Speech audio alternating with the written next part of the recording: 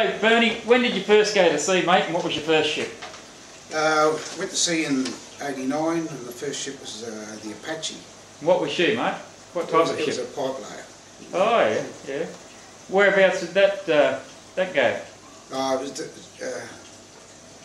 it's down in southern Victoria there. Oh, you're off Barry's Beach. No. No? No, I can't remember. Memory's gone on me. Oh, that's all right, that's all right.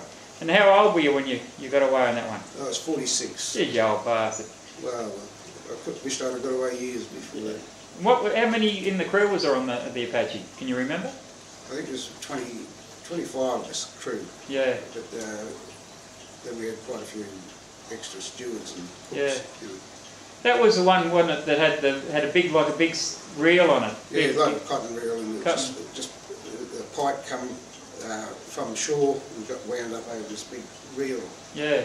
And then when they took it out to lay the pipe, it just straightened it all out as they sent it out. Yeah, I remember seeing her when I was in the Western Port Tuck. She laid it out at Crib Point there. Yeah. Yeah, yeah. Yeah, that's where it was, Crib Point. Yeah. And what made you go to sea, mate? Well, I did a couple of trips to Antarctica, and the first trip down was on the Neladan. Oh, yeah. And when I first saw the size of the bloody thing, I thought, gee, I'm not going all that bloody way in that thing. But yeah. she was good. She rolled like hell, but you'd come over, times in the big seas, you'd come over and you'd hang on there forever. Yeah. And then slowly come back. But then they had a little sort of a lookout up above the bridge where all the expeditioners used to get up and have a few beers up. Oh, yeah. Now we never went over the side, I don't know, we'd be up there with the six-pack under the arm, and you'd be climbing up this thing, and the expedition would be rolling over. Yeah. Your legs would be dangling on, and you'd be hanging on like death. But it was a great experience going down on that, and I went down on Icebird. Nanagas, it's one I come home on. We'd been to Antarctica for nearly 17 months. Yeah. And we got stuck in the ice. And they were talking about all sorts of things about us being there for another winter and all that. And by this time, the temperatures were getting a bit frayed. They'd turned the hot water off just to conserve water, but they turned it on so a few showers and cooled the temperatures down a bit. But we could see the biggest worry there was we were stuck in the ice. And there's water all around us. Yeah. But we couldn't break out of that ice. And, and the big worry was the icebergs coming through with the current. Yeah. And then one of the best highlights I had there, we just had the old props turning over all the time to keep the ice at back. And there's about 8 killer whales all serviced. Oh, yeah. It's one of the greatest sights I've seen. But on my last trip into Antarctica was 88. I went down just for a summer. Yeah. And I met John Graham. That day was SUA. Remember, he come down as an observer for the Aurora Australis coming into line. He was coming down to have a look at the unloading at the stations. And I talked to John, and I said, well, it was on the fly-off voyage. A fly-off voyage meaning that we come to the ice edge, flown off by helicopter, and you don't see the station. If you're on the ship, you don't see the stations. But I said, when that put you on the wrong one, mate. You ought to see unloading operations. You want to come down on voyage 4 or 5. And about 3 or 4 months later, I'm on the barge and going out to the ship. And here's John over the side. I took your advice, I'm back. And then he come ashore that night with a bottle of whiskey, and we sat down and had a few talks. And I was really keen to get away to sea, and I asked John about it. And he said, when you come back home, give us a ring and see what we can show you, introduce you to the right people to talk to. Yeah, it's good, Which I did, and that's where it started. Yeah. I also believe you're a recipient of the Antarctic medal. Oh yeah, but they've got to give it out to someone. So I was just lucky enough. My name must have come on the top of the list. Yeah. And when you got away on the Apache and that, what were your wages and that like there? Well, put it this way, Lenny Saunders, I was a white carder. Yeah. And Alan Thomas was the other white carder. Yeah. And Lenny Saunders, he'd just come back when the cooks went off tugs. Yeah. And we're driving down to the joint, the Apache, and Lenny said, "Oh, you make $1,000 a week here." And I got on the phone to the missus and I said, "This is great." I said, $1,000 a week, you should clear 650. And I told Lenny, and he said, "Yeah, Dill," he said, "you'll clear 1,000. I thought, well, that's the best thing I've ever heard. Yeah. How many hours a day did you work on her? 12-hour shifts. I was the baker on there. Yeah. I baked the bread and made the sweets. And, Yeah, right. Yeah. And what lead system did she have? 4 on, 4 off. Oh, yeah, right. Oh. With the Apache and that, how long did it usually take to load this the pipe? They could be in there for nearly a week. Yeah. Just welding the pipes up, and just, as I say, it was done on shore and then just come out under the road. Yeah. Onto the ship. And how long did it take to get rid of it when it went out to the? Well, about half the time. Yeah. Or if not less, you know. Yeah. And our memory's not that good. And on the, I believe they were pretty good feeders too, weren't they? Feeders? Yeah. Oh yeah, they were. You just got the best of tucker to. Yeah, the best of stuff. Yeah. Not like some of the ships where they give you the worst of stuff and you had to do the best you could with it. Yeah, they always managed, it was a dry ship, they always managed to get a few beers in under a few lettuces, you know. Yeah. And on your time at sea and on these, you would have come across a few characters in that, I suppose? Yeah, any come to mind? Can they ever bloody Wayne Finch for starters? I can edit this, remember. Started with Cole Fitton and Mick Corridon, 2 chief stewards I worked with for many years. Yeah. Terrific blokes, and as I say, sailed with you for many years too. Yeah. And we tell a few stories about all of them. Mick, I'll only be up the road for 10 minutes, Corrigan. Oh, bloody something terrible.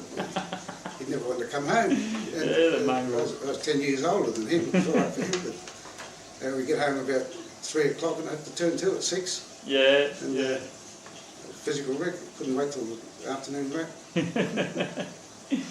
And when you go at sea and that, your highs, and you've had a few highs and a few lows, I suppose. What comes to mind is the highs and that, the good times? Oh, the highs was definitely the Oscar Star. That was one of the best ship I've ever been on. I've heard a few people say that. The atmosphere of everyone, it just seemed, I don't know, you look forward to coming back to work, but I was never really, didn't want to tell my missus that. I've heard a few rumours that there used to be dart games on there that you used to cheat at. Well, I had a lot to try and beat, you know. We used to have State of Origin dart games, and never forget one, and we used to have a championship every swing. And we had this championship, and 2 blokes got into the finals. One was a cadet engineer and the other was a third mate. This third mate really played seriously. He wanted to win no matter what. He got a bit upset when he came up and he's this engineer cadet practicing darts with a photo of him over the bullseye. So he spat the dummy about that. And of course, we all knew that he didn't like ABBA. So halfway through, he's just about to throw, and ABBA comes swinging, singing in, well, he spat the dummy.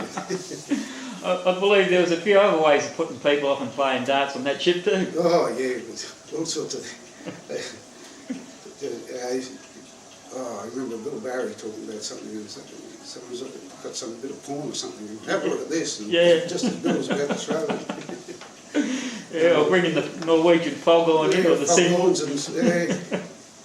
and we even had an opening ceremony there. Fast Eddie was opening the games, Lord Worcestershire he was. Yeah, Lord Worcestershire, yeah. And young Diesel come in as a streaker. Diesel Dolman, yeah, that little bugger. And then we had him, talking about Diesel there, we had him there with his TIR, I think his first ship. And we had this TIR escape alarm, he's supposed to be down in the engine room. Bill Barry, the engineer, blew the alarm, and he's escaped, and it was a real fun ship. Yeah, I believe that Fast Eddie used to like your soup. He used to love soup, but he never toasted it before he put in Worcestershire, Tabasco and tomato sauce just to make it taste better. Yeah, yeah. What about the two special plates of soup he had? Yeah, well, he got a bit of a hurry this day, and he grabbed 2 bowls of soup and come back and said, "That was beautiful." And I said, "That's 2 bowls of gravy, mate." Yeah. And what were the lows then in going to sea? You would have come across a few of them, I suppose, too. Yeah, probably we got caught in that cyclone off Cairns. Cyclone Justin. Yeah. Yeah. And, it was quite eerie, and once we got out of it, once the cyclone sort of went through us, we passed through the eye twice, you know. It was like just a dog getting a rat and just shaking it. That's how it felt like. But, yeah. But we got back to Brisbane, and I think it took us nearly a week to get back to Brisbane. We just 10 days. Yeah. And when they switched the engine off, they said, "Well, that'll be it. It'll never go again." Yeah. I think she didn't. Next time she went after that was at Easter in '97. I think that after we paid off her. Didn't go until the October or the November, I think, something like 7-8 months. Yeah. And then I was fortunate enough to go on the tow job with Wayne Finch, of course, you know, and Agro, Alan Morris, the engineer, and Alex McEwen. And what was that bloke we had to keep putting to bed all the time? What was his name? You know, Dave Sanguinetti, you know, and he'd say, "I'll go to the toilet for a minute." And he'd say, "Geez, he's been gone a long time." To go in there, he'd be curled up asleep. The first time we carried him up to the captain's cabin to put him to bed. Then, after that, we thought, "Bugger, this is too far up. We'll just put him in the TLR's cabin." Yeah.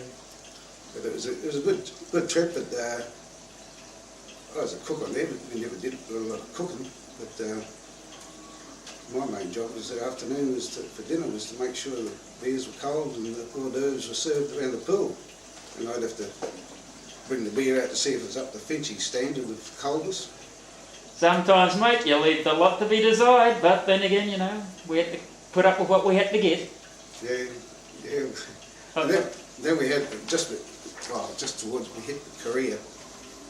And we had one last night party. I put on a big dinner with everything else we had left. You know, we still had fruit steaks and all that stuff.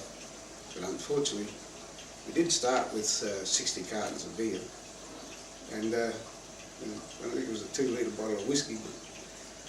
But we had no drinks left for the last night, so we found all these cooking wine. We had to wipe all the fungi off it before we could drink it. You know, but it went down well. Yeah. We had a real great night that night. I've never laughed so much in my life. Yeah, it was rather a good night.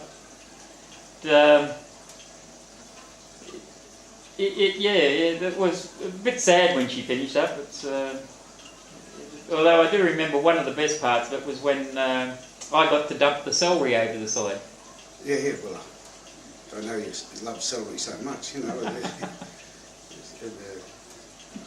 It was sad to see you do it, you know. Yeah. Apart from the cyclone and that, did you ever have any other hits or near misses on the Oscar?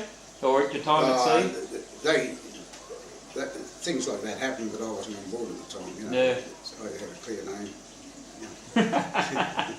Well, I believe that you was only brought on board for special trips, and that was coastal most of the time, wasn't it? You weren't classed as good enough to go overseas? Oh, every time they went over, I'd pay off and go and leave, and next week she'd be off overseas. Next time I get this postcard in the mail from the bastards. It sent a postcard to Bernie Sorensen, the coastal cook. "Wish you were here. We're in New But then it changed a bit. The Osco started going everywhere, and I made quite a few trips to Fiji and places like that. And then after the Osco, I believe you got your overseas big trip in then, didn't you?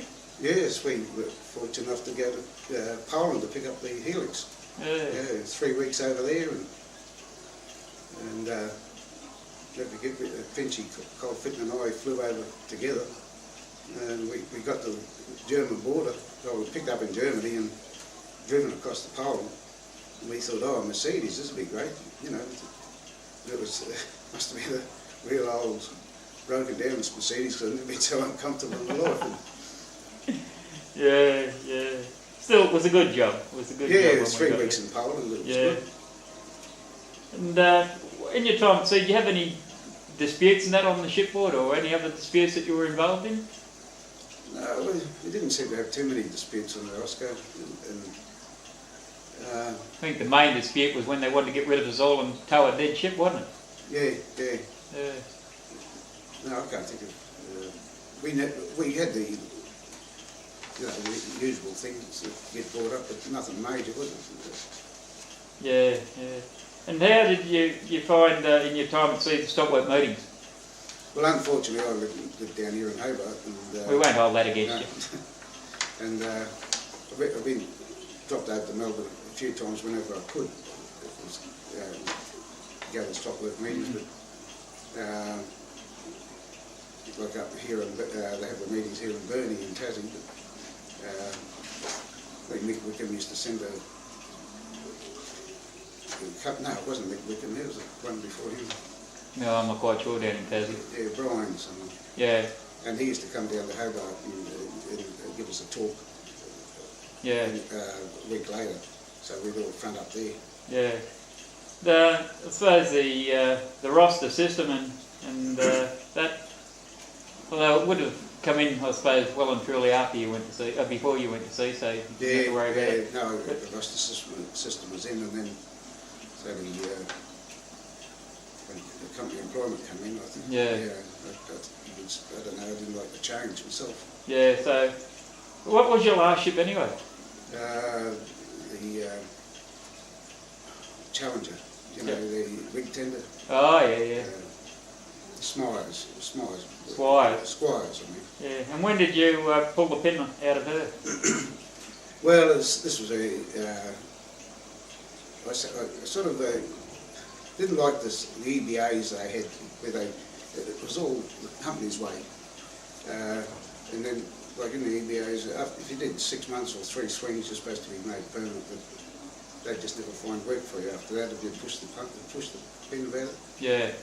And I was sitting at home for 6 months just waiting for a job, and I just had to do something else. Yeah. I wasn't picking up any work.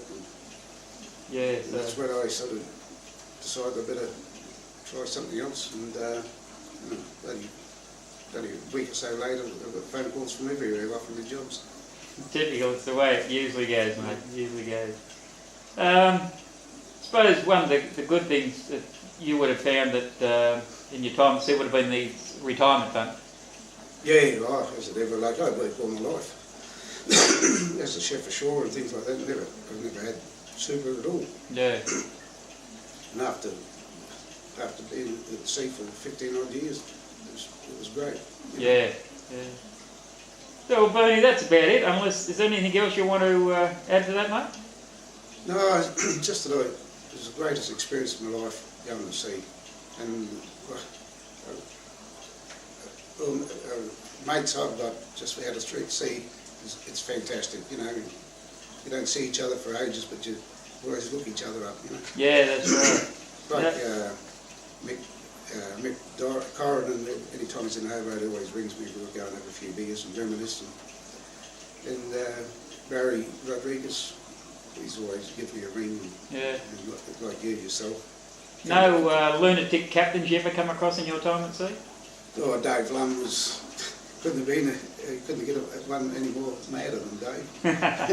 But a good bloke. A good bloke he was, yeah. He even rang me for last Christmas. He said he's just thought that. No, and Lummy probably reversed the charges.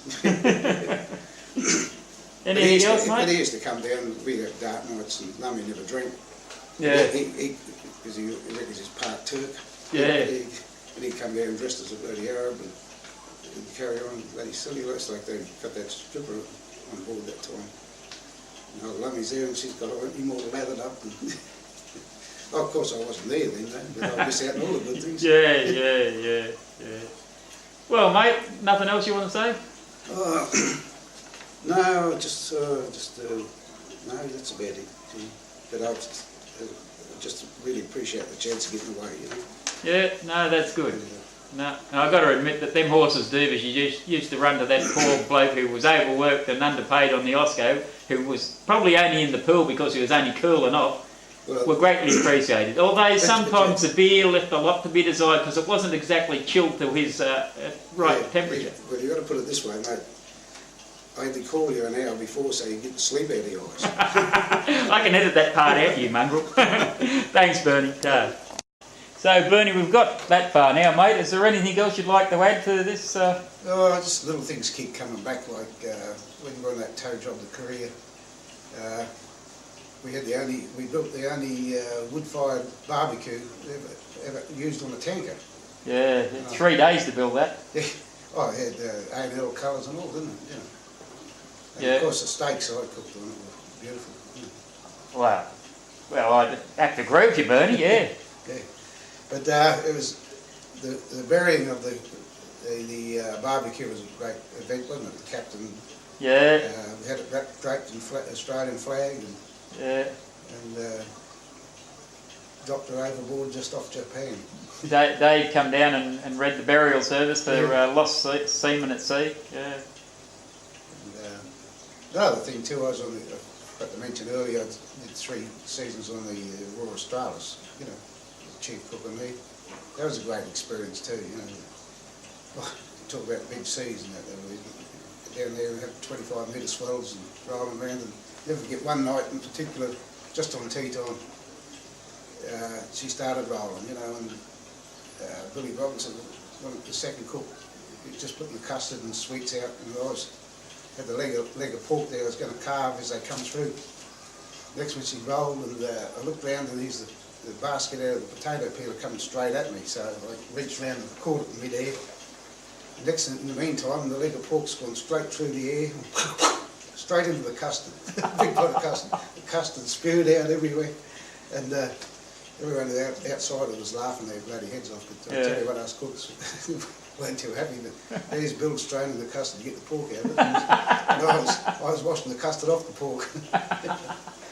But you know, you always associate that territory with big seas, and we had some politicians come down with us, 3 of them, you know, and they held court in the mess room, just where they could get everyone round and see how bloody good they were. Yeah. And not that we ever wished for bad seas, but we hoping like hell it would be, so it upset their bloody trip. Yeah. But the big disappointment was it was like a milk pond all the way down, all the way back. Generally the way it happens, mate. And the bastard turned around and said, well, we don't know what you might whinge about, you know. Yeah. I believe one part we missed a while ago was when the Osco hit the Cyclone Justin and that, and you looked like having to take to the lifeboats. Tell us about the stores you had to get into the lifeboats very quick. This is after the cyclone that boated a bit, and Mick Corridon once again, you know, I was a lead up to another thing here, because I had a video camera on board, and I said to Mick, we're just waiting to do breakfast, you know, and I said, we'll go down the shelter deck and get some photos of the waves. And I said, you know, it'd be good down that level. And we're hiding behind the shelter deck, I was with the camera, and then Mick got a bit yelly, and he said, come over here, next one, whoosh, a big breedy hit him up. And I couldn't stop laughing, you could hear it on the camera, and there's Mick up serving breakfast saturated, you know. But what was that leading up to there? When you had to get the emergency stores. Yeah, and so the crew, we hopped down and we're starting just a bullshit story for the video and something to do. And we're loading stores in the lifeboat, and here's all these cartons of beer going in, you know, empty cartons that we're just loading in just for a joke. Next thing along comes a couple of boxes of tomatoes, and Nick turns around and he says, I told you essential stores only, you know. And then then the classic was we got to Brisbane, and all the suits all come on board, and it was my wedding anniversary, and it was St Patrick's Day, so Mick was dressed up there, and he had a bloody stock whip, and Lord knows what, we're in the bar, and he's had this blow up sheep, and he's bloody whipping it around the place. these suits walked in, they must have thought we were bloody idiots. They did have a laugh, but... Yeah, yeah. Nah, it's some fun times in them days, mate. That was you used to look forward to going back on that Oscar. Yeah. As I said before, it was great to get home, but when you joined, you always tore up to the bar to have a couple of beers with your relief. Yeah. And when we picked the Helix up, it was mainly nearly majority of the crew there. We used to sail, but it was a different atmosphere altogether, wasn't it? yeah, the bars wasn't made out like a bar. It was just a fridge in a room, and it was always between the two rooms in between the administration, so they can keep an eye on us. Yeah, I'm sure that's what it was. Yeah. But no one's he's had our fun, but no one's overdid it things. Nah, that's for sure. No. Can't think of anything else. Yeah, I remember one day when we were on the tow tour there. Remember when Alan Morris comes screaming up out the engine room, white as a ghost? Yeah, there's a bloody bird flew in through right over the top of him down in the engine room. Yeah. Right, 6 months bloody growth out of him. Yeah, poor old bugger. Quiet as all, you could hear a pin drop down there because nothing was working. Yeah. Yeah, poor old bugger. But yes, it was some funny times on that, wasn't it? Yeah, I'll just switch you off for a minute, mate. Yeah, after the Osco, Bernie, we went to the Helix and that. You have any memories of what happened there? One time there, we were tied up alongside in Brisbane unloading, and we just served breakfast, and Cole Fitton and me and a couple of the others just sat down and had breakfast ourselves, and I just took the bite out of the corner of the toast, next to boom, the whole room was bloody black. It couldn't move, couldn't see a thing. So we obviously engine room fire, and we all started racing to our places, and that next thing, as we go past, Darby Devine come flying up through the engine room escape hatch. Someone said, well, you're buggered, Darby, we're not going to give you the kiss of life. Yeah. But no, it was give us a real scare. Yeah, that's when one of the bolts into the hydraulic holding tank, hydraulic oil holding tank sheared. She put a fine mist of hydraulic oil into the air, and she blew it 30 seconds and then burned itself out. And still months later, I think probably there'd still be bloody carbon and that in the engine room from where we couldn't properly clean it up. And that's what 6-7 years later. Yeah, no, it really made a mess of it, didn't it? Yeah, did it what? Never forget that look at Darby coming up out of that escape hatch. She's gonna blow! Yeah, that's right, he said, she's gonna blow! Poor old Darby, scared 7 bells of shit out of him. Yeah. In the break, Bernie, we were talking about some of the rig tenders and that you're on. You were talking about what heaps of garbage and they were. Yeah, there's one in particular, it was a Swires vessel, the Champion, I think it was. Well, I joined it, and being a cook, you check the galley out, it was cracked, and the refrigeration and stores, you had to put all your stores in when you got there, and to get anything out, you had to just about pull everything out to get what you wanted. And then when you turn around and start cooking the meal, half the stoves didn't work, and this didn't work. And one particular time, there must have been a thermostat on the oven. We'll put a roast in there, and everything black. It took you a few days to work out all the characteristics of the kitchen, the galley, Yeah. But they weren't that comfortable. And my cabin was down in the storeroom. So anyway, I'm looking for a date roll or anything like that.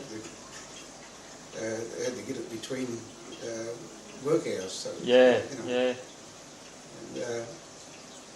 And a lot of times I finished going to sea mainly on rig tenders, but I always ended up being a cook, I ended up in the real shit cabins. Yeah. And after I'm down low, you go to bed with